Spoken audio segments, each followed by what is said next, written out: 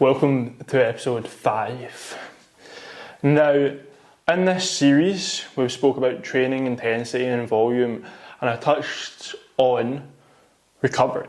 Recovery is one of the most important things to get your head around to make substantial progress in the gym. Most people are stressed out of their mind. They have high anxiety, high stress, high cortisol in the body. High cortisol, a stress hormone, or the stress hormone, decreases testosterone. Just by doing some mindfulness, relaxing, reducing your levels of stress, you can immediately start to feel better. But also, that helps you make progress. That helps you both lose weight and gain muscle. So, implementing mindfulness, reading breathing techniques, doing yoga, practicing a hobby that's away from screens, just becoming more mindful and implementing mindfulness techniques can really help with progress and make you just feel better in general day to day. My go-to is journaling. I really like journaling. It helps me figure out my thoughts. I tend to bottle things up. But when I write my thoughts down, I just feel a whole lot better. It's like speaking to someone without actually speaking to someone. Sleep. Sleep is the biggest downfall in my progress so far. If there's anything I could go back and change, it would be sleep.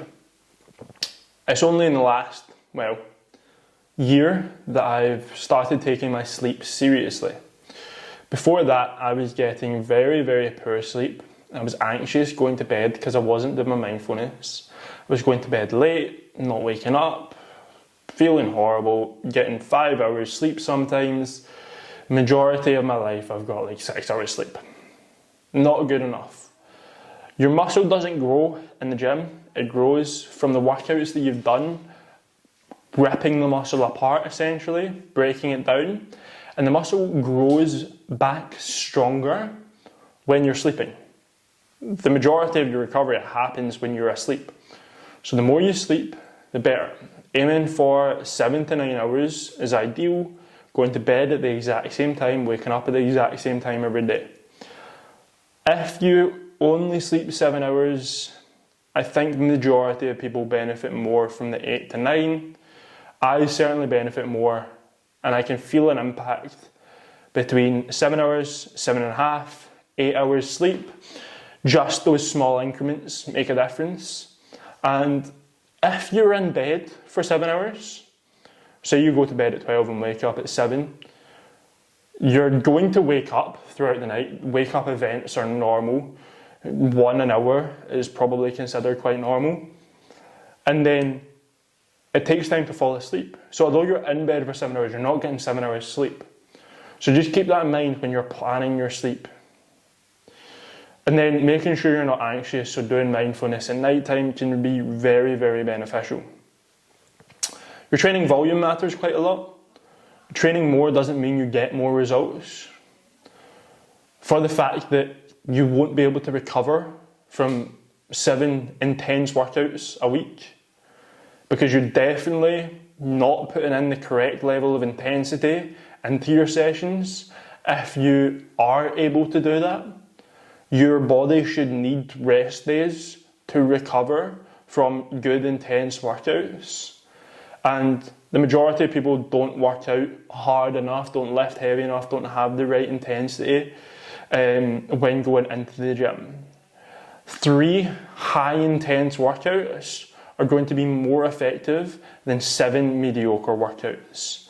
Because 3 workouts with intensity and proper recovery will allow for more muscle growth and recovery than 7 mediocre workouts that aren't really sending very much muscle building signals, and you are over allocating time to the stuff that doesn't matter as much.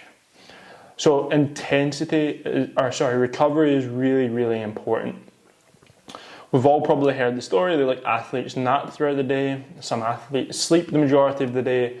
That's because sure, they might work out several times, however, they're also resting really hard and recovering really hard.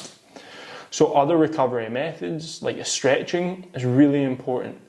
Majority of people sit at a desk all day, so they get tight back, tight hips. They will get tight areas from the jobs that they do, from the positions that they're in the majority of the day. If your back's tight, you're probably going to lead to injury later on down the line. If your hips are tight, you might not be able to squat, you might struggle. Stretching and taking care of your mobility is really important just to avoid injury and dysfunction. And then going for massages, going for like regular MOTs when it comes to a sports massage, foam rolling, massage gunning, sauna, steam room, cold plunge are all great things to be doing to aid your recovery. They don't just help your body physically, but they also tend to help you mentally de-stress. So listen to your body. Don't overtrain, don't undertrain, but if you've had a bad night's sleep and you've only got 4 hours, working out is never worth sacrificing sleep for. If you are ill, there's probably not much point in working out because your body is not in a place to build muscle, it's not going to have the energy to go through an intense workout, and it's going to take you longer to recover from that illness because you've forced it to work out and you're trying to force it to recover from that. So it's very counterproductive. But recovery is something that is really, really important. It's probably one of the areas that, again, I wish I took more seriously sooner. Because I've been the one to work out 7 days a week. I've been the one to lack sleep. I've been the one to be stressed. Like literally everything I'm telling you to do is because I've been in a place where I've not done it, and now I do it, and I feel so much better, I get so much more results.